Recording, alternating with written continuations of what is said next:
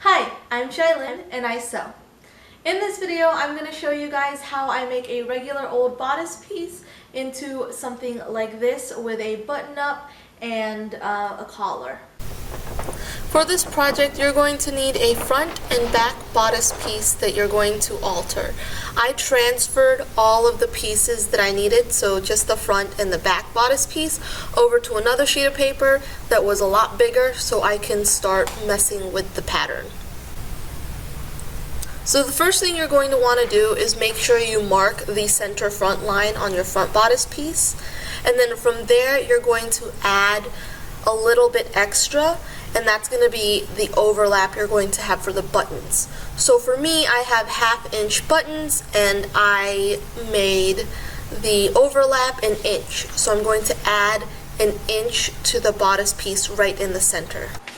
Next, we're going to work on the lapel piece. So the lapel piece is that piece on the jacket or a vest or a dress with a button-up that you have that opens up at the very top that creates that sort of V shape right at your neckline.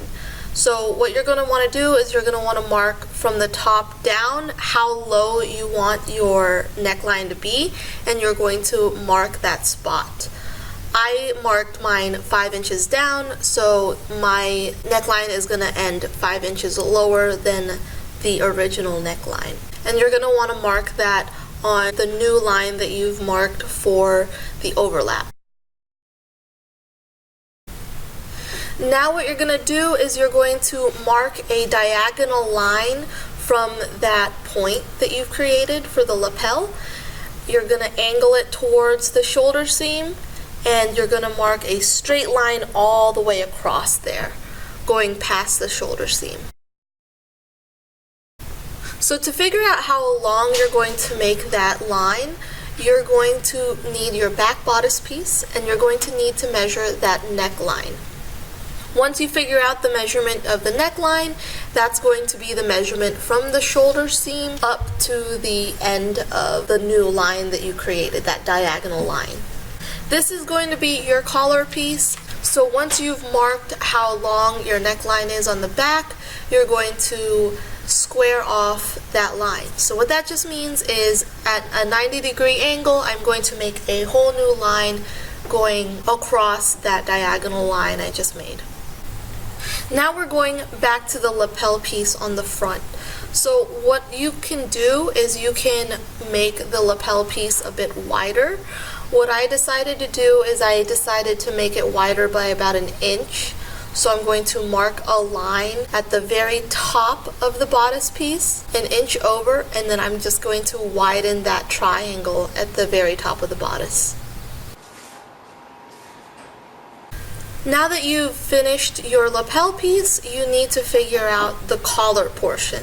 So a couple things you need to think about. You need to think about where you want the end of the collar to go.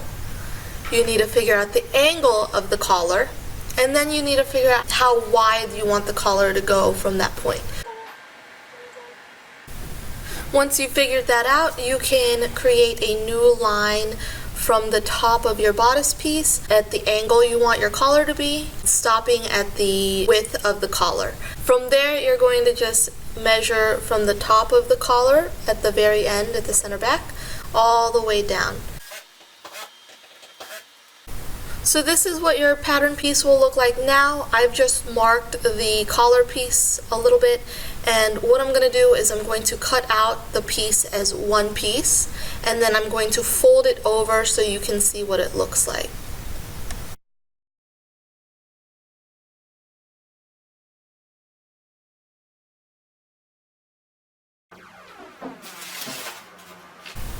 This is what your new pattern piece looks like. Now what you can do from here is you can figure out if you want to make any changes to that collar piece at the top. I decided that I wanted it a little bit curved of a collar, so I'm just going to take my French curve and I'm going to curve the collar from the tip of the collar all the way to the end at the center back there.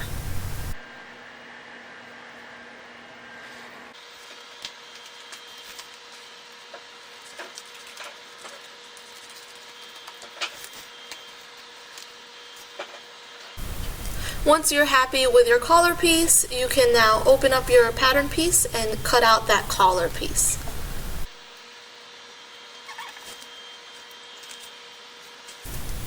Here is your new front bodice piece, your collar piece, and then your back bodice.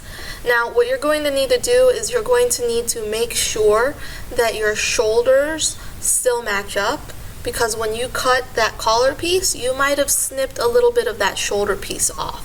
So all you need to do to fix that is you need to just put the back bodice piece together and then measure out how much you need to cut off if you need to.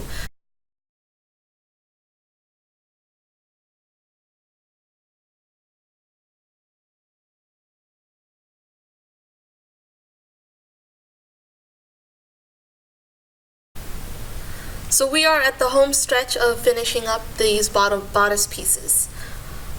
The last thing you need to do is create your bodice facing pieces. So all you need to do is take your front bodice piece, put it on another sheet of paper, trace the front of the bodice piece with the lapel up to the shoulder seam, and then you're going to mark off about 2 inches for the facing at the shoulder seam, and then at the very bottom of the center of the bodice, 2 inches over. Then what you'll need to do from there is you're just going to curve it off, and that is your front bodice facing.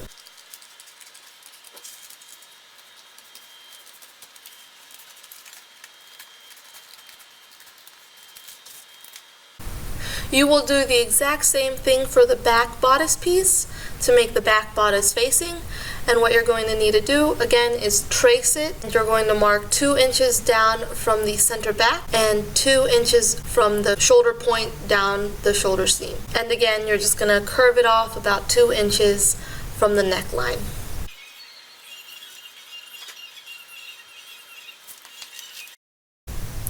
So I do want to address one last thing before we go on to the sewing. It's the grain line. So for the front bodice piece, the grain line is just the center front, and for the back bodice piece, the grain line is just the center back. But when you created the collar piece, you did not have a grain line. So what I'm doing here is I'm matching up the line from the center front of the bodice to the collar, and I'm creating that grain line. Now if you notice, the collar is angled a little bit when you mark this gray line, so it's going to be cut on the bias when you cut the pattern piece. Now this is a good thing for you because if you have directional fabric like stripes or napped fabric like velvet, you want the fabric to be the same direction when you cut it out. However, because the collar piece is cut at an angle, it's going to be a lot more stretchy because it's on the bias. So you're going to need to mark another line for the second collar piece that's going to go at the bottom of the collar, and you're going to mark that parallel to the center back of the collar piece. That marking right there is going to stabilize your front collar piece that's going to be shown. Once sewn together, it's going to keep it from stretching too much. So these are my pattern pieces all cut out with the fabric I'm using. When you do this, please do not forget to add seam allowance to your pattern pieces. If you do not add seam allowances to your pattern pieces, it will be a lot smaller than you want it to be, and it won't look the same. So what I wanted to point out here is I wanted to show you guys that the 2 collar pieces that I've cut out. If you notice, one of them is cut straight. Like I said, that's the one where the grain line is parallel to the center back, and the other one is cut on the bias, and that's because I made the grain line match up to the center front piece. So to put these pieces together, you're going to take the 2 front facing pieces, and right sides together, you're going to take the back facing piece and pin and sew the shoulder seams together. And then you're going to take the 2 collar pieces that were cut out on the bias, and you're going to pin and sew the center back pieces together. And then for the main pieces, you're just going to take the front and back bodice pieces and sew just the shoulder seams together.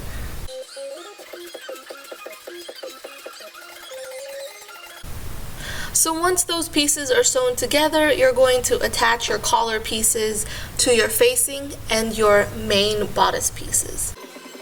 Now on the main bodice piece, you're going to take the collar piece that was cut on one piece on the straight grain, and you're going to sew that to the neckline. The reason you're doing this one is because once you flip the collar down, you're not going to see this one. So this is the one that keeps the collar stable on your bodice. So what you'll want to do is you will want to match up the center back of the collar to the center back of your back bodice piece. So you're going to pin and sew from the center back outwards.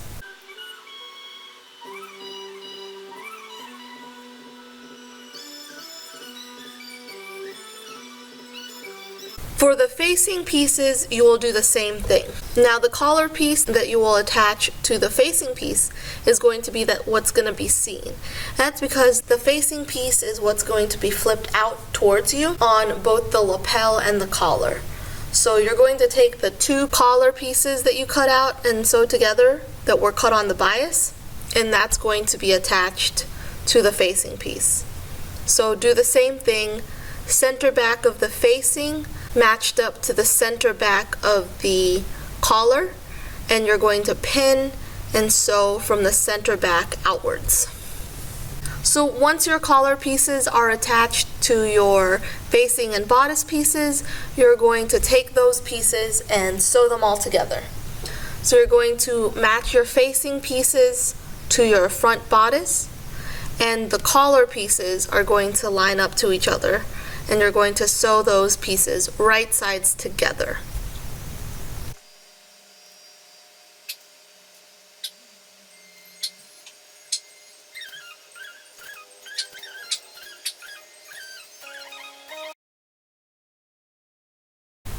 Once those pieces are sewn together, all you have to do is start snipping off the corner pieces of the excess fabric and the curves of the fabric and flip it right sides out.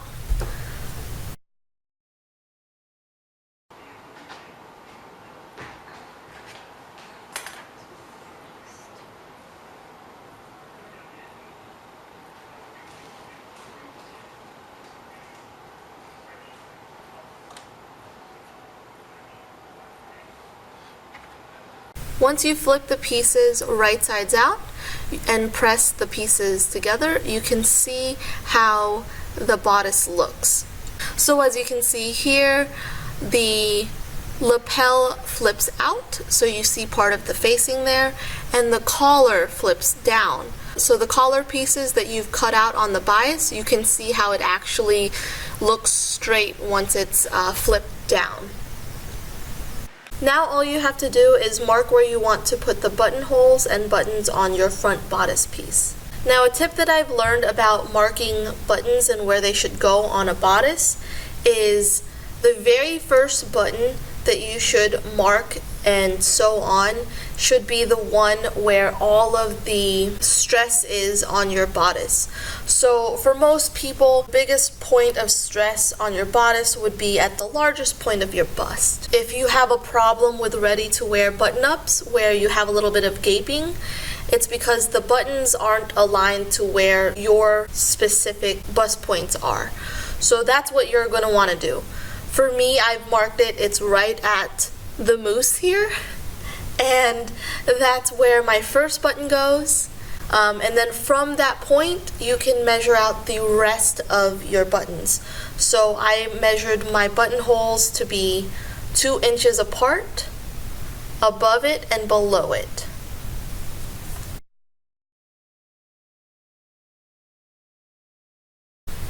So all you have to do from here is do the buttonholes and sew the buttons on, and you are done.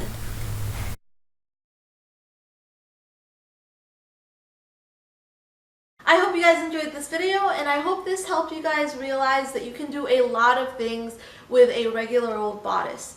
I hope this inspires you to see what else you can do with a bodice piece just from pattern manipulation and just modifying it to be more like you and your style. So if you want to see more videos like this, don't forget to hit like and subscribe to my channel. Happy sewing!